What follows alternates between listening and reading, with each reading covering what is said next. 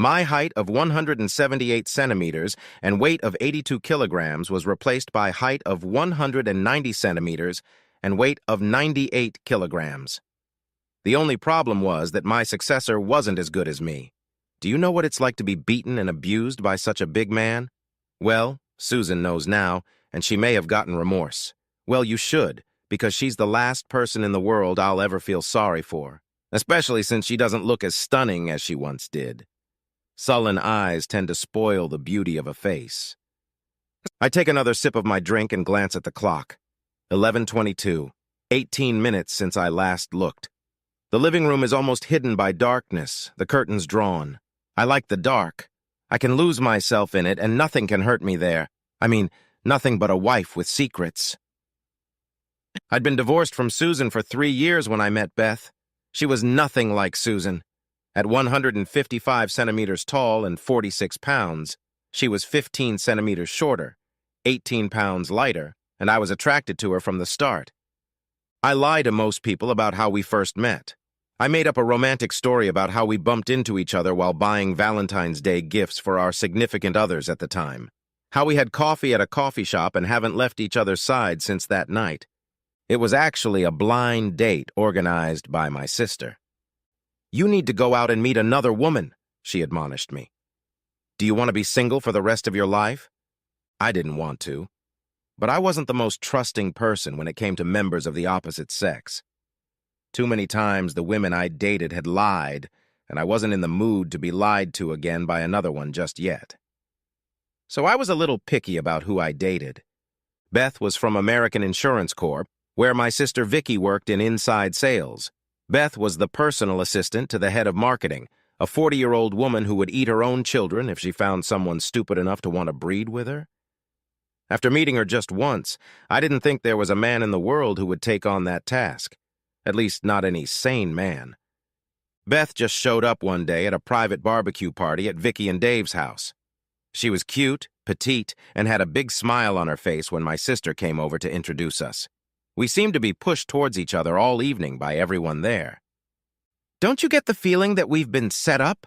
she asked after we were strategically seated next to each other at the table. "What was your first clue?" I clarified. "The blood test they took from us as soon as we walked in, or when we were handcuffed to each other so we wouldn't get lost." "What about the priest with the prayer book who stared at us all night?" Beth asked with a muffled laugh.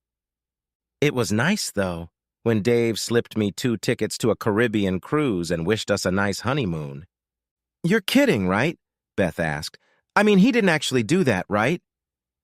"No, but he did mention that he and Vicky had a wonderful time on the honeymoon cruise and that they wouldn't mind going on another one." "Sister or not, they're not going on our honeymoon cruise. I'm not going to share my honeymoon with anyone but my husband." She stopped talking, blushed a little, and clarified. "If I get married, of course." The evening was starting to get interesting. We were good. Beth and I were a couple made in heaven, at least for the first 6 years. And yes, we spent our honeymoon on a ship in the middle of the ocean. We left our cabin a total of 8 times. 1 was mandatory. They called it a gathering. And the other 7 times were to dance at one of the 4 nightclubs on board after dinner. My fiancée liked to party spontaneously. Thank goodness she was slowing down after about an hour when I exclaimed, "Mercy!" because I wanted to make sure I had enough energy for what was to come later that night. Now the doubts came up. With a boy and a girl, we decided to settle on 2 children. I'd like to say life was perfect, but what is marriage really like? We had occasional disagreements, but they were not serious, mostly over the trivialities of everyday life. The lovemaking didn't suddenly stop overnight, and we even talked about our plans for our retirement years in the distant future. I noticed the change just before our 7-year anniversary. I'd like to say it was the itch of 7 years, but it wasn't. We still had sex 3 times a week and had almost no money problems. We talked constantly about any and all issues, and I even went so far as to ask her if anything was wrong. As with any similar story, she told me nothing had happened. But something had, after all. At 41, I was not a naive child. Unfortunately, I'd already been through it. A man can only realize something's wrong if he opens his damn eyes. Problem was, I didn't know what was wrong. I didn't follow her in an unmarked car or a rental car. I didn't hire a private investigator or even put bugs in our house or phones. I simply watched a woman I thought I knew as well as I knew myself. 15 minutes before midnight, I heard the garage door open and close. I heard Beth walk into the kitchen and then into the living room where I was still sitting. My drink was already finished. "You're home late from the club tonight," I said, watching as she jumped with surprise and turned on the overhead light. "I thought you and Katie were just going to have a drink or two. That's all." "You scared the hell out of me, Steve. What are you doing here?" "Waiting for you," was all I said. "Well, I'm here. Go to bed. It's late," she said, waited for me to get up before turning out the light. After that, it was our typical night. We undressed. I didn't notice any traitorous marks on her body, though I did watch her brush and floss her teeth. "Do you want to fool around before bed, or is it too late?" Beth asked. "Tomorrow is Saturday, so we have the whole weekend to do it." I answered her. "I'm tired. How about we just cuddle tonight? First time eating for anything that hasn't already happened. It was my first time refusing a lovemaking session, and that fact didn't go unnoticed." "Was it because of me?" she asked. "No, I just have a lot on my mind. But if you want it so badly, I'm pretty sure I can do it for you." "No, you're right. It's getting late, and a little hug is just what the doctor ordered." We cuddled, but neither of us ever fell asleep for the next 2 or so hours. I listened to my wife's breathing and could even feel her lashes on my face as she opened and closed them. She knew I was guessing there was a problem, but she didn't say anything. We didn't have any fun on Saturday or Sunday. Everything just seemed to work out that way. She didn't push, and I didn't show any interest either. We did a lot of activities with the kids, but when we were alone, it was like there was a veil of something between us. I think Beth wanted to say something a couple times, but when she opened her mouth, she closed it and looked away. Guys get it. For me, it was something in her eyes. The only questions swirling around in my head were who and why. Honestly, I didn't want to know, but I really needed to know. My only problem was that I was afraid to ask my wife directly. Work sucked for the next 2 weeks, but not as bad as my home life.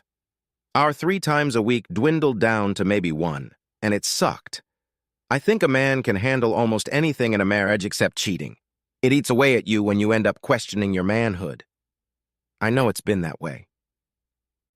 "Do you mind if I go clubbing Friday after work?" Beth asked me Wednesday night after dinner as we were tidying up the kitchen before bed. "Are you going to be out half the night again?" "Steve, last time I was home before 12. Even when I was in high school, I was out late. You're acting like you don't trust me." That question didn't keep her waiting long for my answer.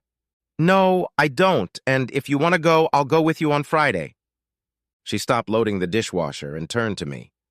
At first, she looked like she was going to laugh, but then she realized I wasn't kidding. "You're serious, aren't you? Are you saying you don't trust me?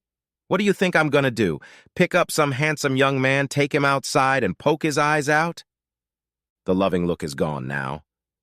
"Maybe. I'd just feel better if I was with you." "Steve, you don't dance. You hate dancing, and I love it. That's why I go with my girlfriends, so you don't have to do something you hate. Beth, just think of me as your driver, and let's keep it that way." But there was no way in hell she was going to do that. "So let me get this straight. You don't trust me to go out alone with my girlfriends because you think I'm cheating on you? Did I get that right?" I nodded my head. "So you think my girlfriends are sluts too?" I was about to say something nice like whether these shoes fit me, but Beth didn't give me the chance. "Well, fuck you, you piece of shit!" With those words, Beth headed for our bedroom. I heard the door slam. I wondered if she'd locked it. I got the kids ready for bed, read them both a story, and did our usual evening preparations before finally wishing them a good night's sleep. I walked across the hall and stood in front of our bedroom door. If the doors are locked, that's strike number 2. I tried the knob.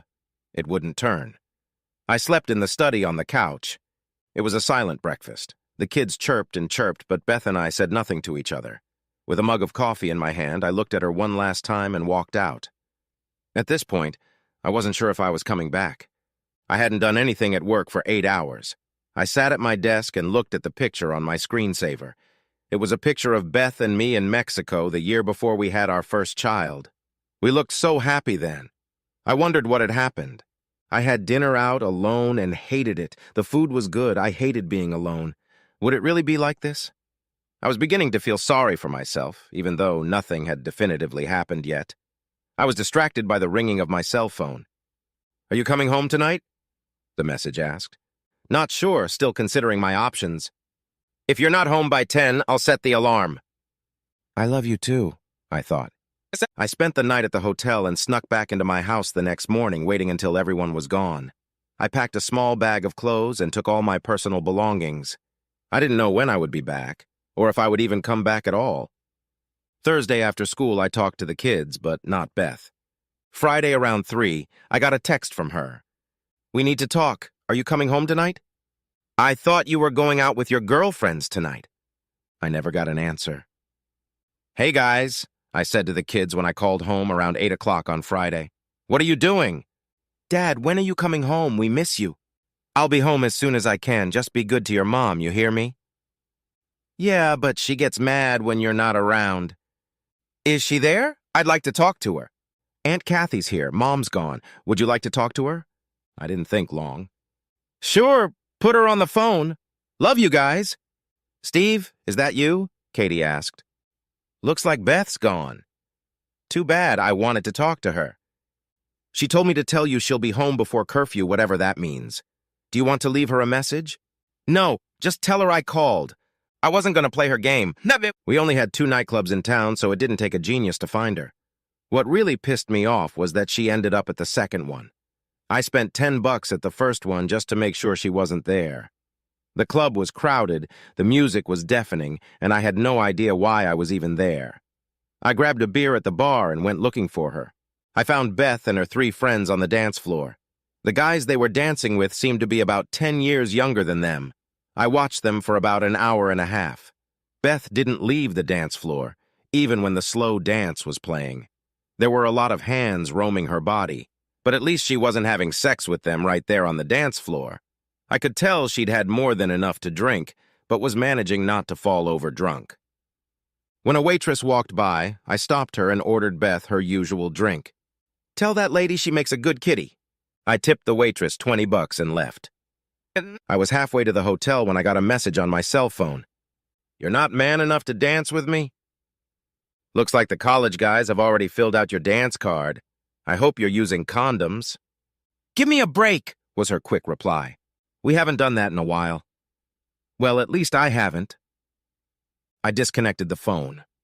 Monday, I had another unproductive day at work, and my boss finally spoke up to me. "Steve, if you're not going to work today, then go home. I'm not paying you to look at your screensaver." "Sorry, I'm having a little problem at home," I replied. "Well, then solve it at home and work while you're here, or you'll be spending more time at home than you'd probably like." I took the hint, but he was right. I couldn't solve my problem here at work or by text message. At 6:30 in the evening, I walked into my house. Beth wasn't home yet. I carried my bags upstairs and was putting everything in its usual places when I felt someone's gaze on my back. "Yes, I'm back. And no, I'm not leaving again," I announced. When I turned around, she was gone. I finally threw the dirty clothes in the laundry basket and went downstairs to try to wrestle the lioness into the kitchen. Beth, of course, was trying to make as much noise as possible, banging pots and pans before she started setting the table. "Aya?" I grabbed a glass of wine, sat down at the kitchen table, and watched her. "You could at least help me," she said, turning to face me. "What do you want me to do?" "Well, you could get your ass up, make sure the kids are washed, and help me finish setting the table." Well, since you asked so nicely, how could I say no? I followed the kids while they washed up, helped finish setting the table, and even got the sauces out of the fridge. Today, we had Mexican food with roasted peppers and onions. The kids started telling me what I had missed. The rest of the time, Beth and I exchanged silent glances. It was a long, quiet evening. We never exchanged a word with Beth, but I knew that after the kids went to bed, the silence would end. and I was right.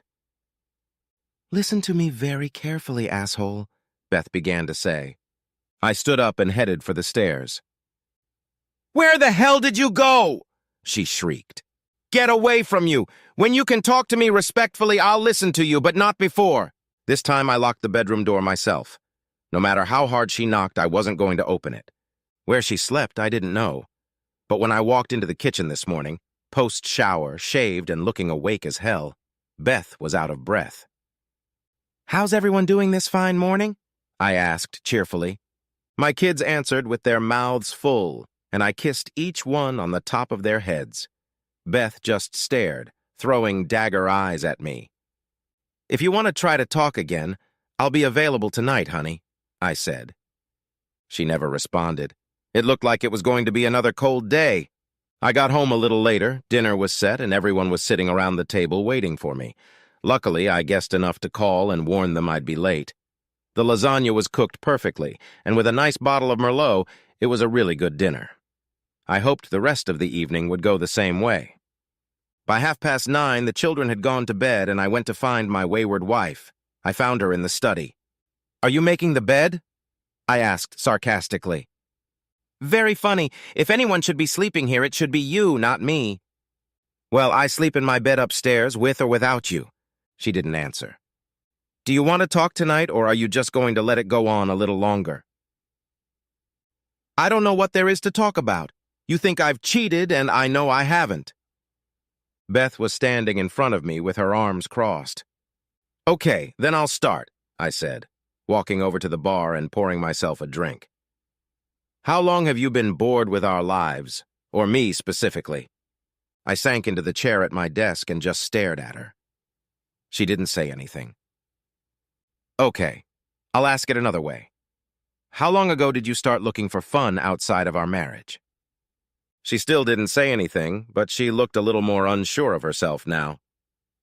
"Okay, so it seems, as before, it's just another waste of my time. Tomorrow I'll talk to Rick and start the paperwork. Rick was a lawyer friend of mine. I got up to leave." 6 to 7 months, she said as I walked to the door. "I've been bored with life for the last 6 months. Is that what you wanted to hear?" "Not really." I stopped and leaned against the door jamb. "Go on. I don't have anything to say. I woke up one day and realized that I'm a mother tied down with 2 kids, and nothing is going to change for the next 15 years or until the kids go off to college. Don't get me wrong, I love them to death, but I'll be in my 50s before we're carefree again. I guess I just got depressed." I started to think back on what had changed by the time these girls' get-togethers started. "Well, I'm in the same boat as you, and you can't tell me to complain and look for some weird stuff on the side. Steve, you're not the guy to do that. And besides, and don't take this the wrong way, but you like our life the way it is." She was right about that. "So where are we at? You want to leave me? I'm not going to let you have an affair just so you don't feel old and ugly. That's never going to happen." "Steve, I'm not looking for an affair. Just once a month I try to relax and prove to myself that I am still attractive to others." "Like what I saw you do last night?" "Yeah, that's right. I had a good drink, danced my ass off, flirted with a lot of cute guys, and came home untouched." "Technically, you didn't come home untouched, and I wasn't there when you came home. What if you drank too much and let one of your sexy young dance partners take what is rightfully mine?" "That won't happen. That's why we go as a group. Each of us looks out for the other, so nothing can happen." "Steve, it's not like we're going to pick up guys there, for God's sake." "But by your own admission, that's exactly what you're doing. I offered you a ride on Friday, but you turned me down, and now I know why." "Steve, I love only you, and I want to be your wife forever." Are you telling me you're willing to spend eternity with a boring guy? If I were you, I certainly wouldn't want that. How about this? I'll have Rick draw up the papers, but keep them without suing. You can go to your girls' parties alone, but if anything happens, I'll tell him to go ahead and file." "But if you're not with me, how will you know if I'm out of line?" "Oh, that'll be easy. I'll hire a private investigator to videotape you during your night outs and send me the footage. If I don't like what I see, I'll have Rick file a lawsuit and we can fight it in court." But remember, we both signed a prenup, and if one of us cheats, he loses custody of the kids and everything else. I've been burned once before, and I went into this marriage with my eyes wide open. Steve, you don't trust your wife? No! Don't you remember asking me the same question 2 weeks ago and what I told you? No, I didn't trust you then. And I certainly don't trust you now. It wasn't something we agreed on. So, your way or my way? In my opinion, it's just a show of respect for my partner and a commitment not to do anything that might jeopardize our marriage. I think it has something to do with the vows we made about 7 years ago. I hope you remember them, don't you? Neither of us could say anything more, so we silently but together went upstairs and went to bed. Did we make love? Not that night, but the next 3 nights. My family life got a lot better after that. Beth went out with her 3 girlfriends and didn't do anything objectionable with anyone else. How do I know that? I don't. You see, I never hired a private investigator to take them down. I found out the price and it was too high, but I didn't tell Beth. Rick prepared some divorce papers, which I left on my desk as if by accident for about a week, so Beth would see them for sure. Now I go out to dinner and dancing with my wife at least once every 2 weeks. Yes, I said dancing. We signed up for a couple's salsa class. You see, after practicing Latin dancing with my wife for an hour or 2, she just kills me in bed. I don't think Beth misses me, but if she does, she hides it well. And she was wrong about one thing. I, too, felt like we were bogged down in a routine. And whenever we'd be at the mall, I'd look at all the pretty women walking by. Did I ever want to go any farther? Never. I didn't want to end up a 2-time loser like my ex-wife Susan. I had the best family a man could ever dream of, and a little weirdness wasn't worth it, no matter how good it looked from the outside. So no one cheated, was cuckolded, or even divorced. Boring story, I agree, but that's life sometimes. But heck, who the hell am I to judge how other people live their lives? I have my own life to worry about.